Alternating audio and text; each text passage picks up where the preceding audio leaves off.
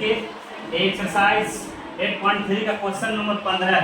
इसमें कह रहा है एक चित्र दिया हुआ है और चित्र में ये एंगल का मान 80 डिग्री है, ये एंगल का मान 45 है और ये 35 डिग्री है। तो आपसे कह रहा है साबित करें कि P है जो पैरेलल एम का है, माने ये जो रेखाएं हैं इस रेखा के समानांतर है, ये साबित करना है। तो सबसे पहले बात इसका हम नेमिंग कर देंगे। इसको मान लेते हैं पॉइंट ए, इसको मान लेते हैं बी, इसको मान लेते हैं पॉइंट सी, इसको मान लेते हैं पॉइंट डी और इसको मान लेते हैं पॉइंट ई। देखिए हम परमाणु से चलते हैं, परमाणु से चलते हैं।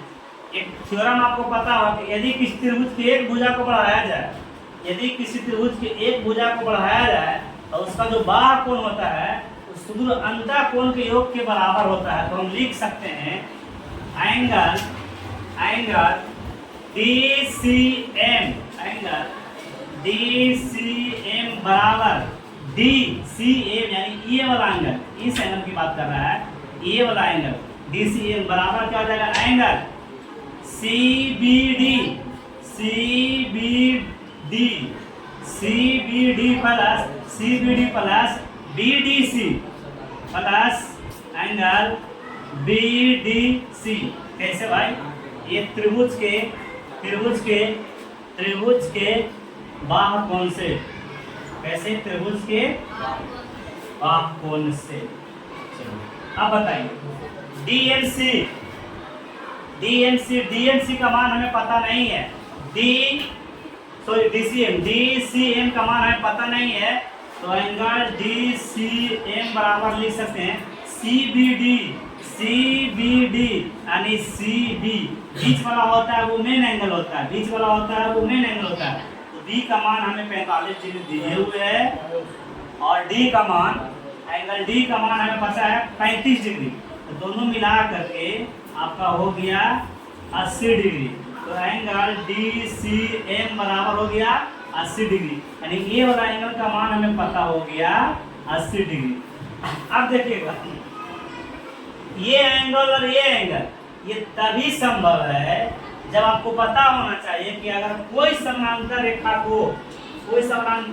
को त्रिज्या रेखा काटती है तो संगत कोण बनता कैसे है? एक अंतः कोण और एक बहिर्ष कोण। संगत कोण का जो मान होता है वो बराबर होता है।